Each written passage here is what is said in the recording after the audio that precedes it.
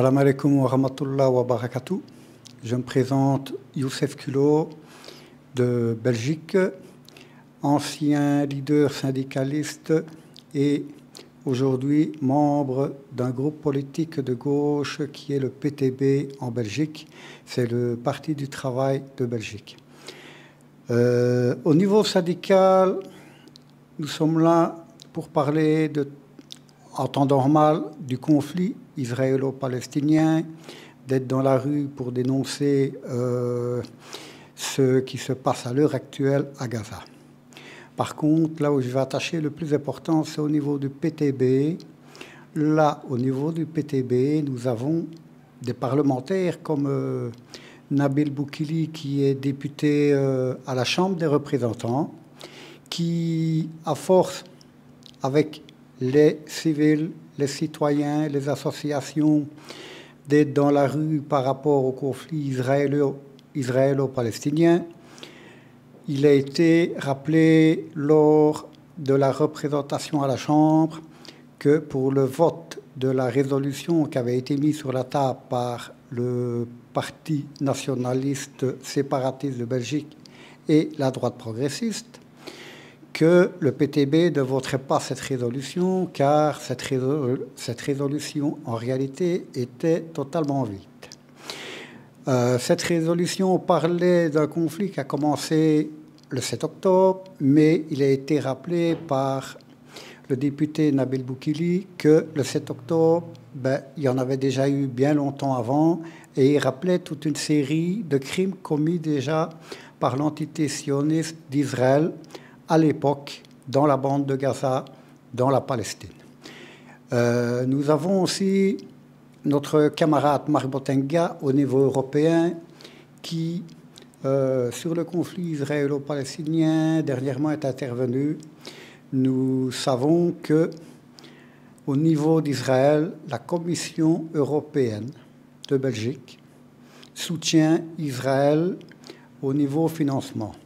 C'est-à-dire que l'Union européenne a sorti un plan Horizon qui permet de financer des projets de la recherche scientifique et du développement, sauf qu'ici, à force de constater le contraire, Marc Botenga dénonçait que l'Union européenne finançait Israël bien au-delà de la recherche et du développement. L'Union européenne finance exactement Israël au niveau du ministère de la Défense israélienne.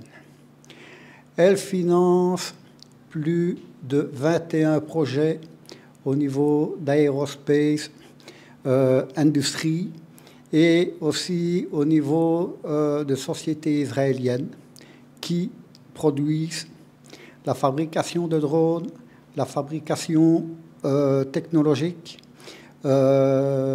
aussi la fabrication de systèmes d'écoute. On se rappelle, il y a 5-6 ans d'ici, où on parlait du système Pegasus. Mais ça, c'est un système qui est financé par l'Union européenne. Et le PTB, ainsi que les citoyens, rappellent que l'Union européenne doit cesser toute activité avec l'État d'Israël, ainsi que toute activité économique. Lors d'une manifestation en 2022 où j'ai participé, il a été rappelé par une journaliste d'une chaîne que je ne citerai pas, qu'au niveau de l'Europe soutenait Israël et donnant à Israël des privilèges au niveau du dédouanement de produits venant de terres occupées. Mais elle a rappelé aussi que si l'Union européenne soutient Israël, elle a rappelé que si depuis 2005, les Gazaouis dans la bande de Gaza sont privés d'eau, d'électricité, de nourriture, de médicaments, c'est parce que l'Union européenne donne son autorisation à Israël de pratiquer de la sorte. Alors, la plus grande des préoccupations pour moi, comme pour le PTB et les associations civiles, c'est d'abord ce conflit israélo-palestinien où on parle de génocide, de crimes de guerre, de nettoyage ethnique. Moi, j'irai plus loin.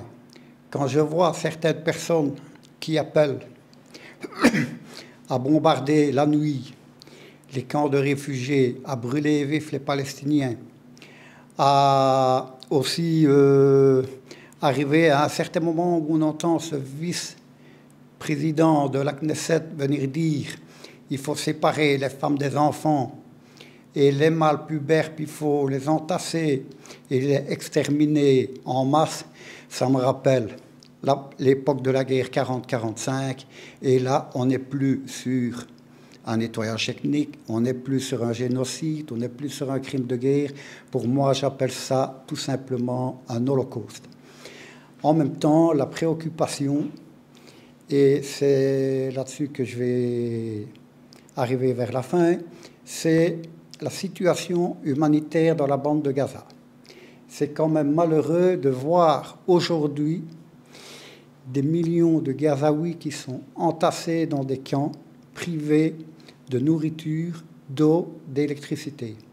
Alors on entend dire à un certain moment, oui, mais quand il y a des convois humanitaires, c'est les résistants palestiniens qui s'accaparent les convois humanitaires pour pouvoir revendre la nourriture. Eh bien, je peux vous dire que c'est faux, parce que dernièrement, une ministre israélienne annonçait elle-même: nous sommes fiers et heureux d'avoir arrêté 130 camions à la frontière de Sherem Kalom, d'avoir détourné ces camions pour pouvoir servir l'armée de Tzahal. À partir de ce moment-là, je pense qu'il est vraiment temps pour le monde de prendre conscience que cette situation humanitaire est de plus en plus grave par rapport à ce qu'on a connu il y a bien longtemps dans des pays comme le Sahel ou l'Éthiopie.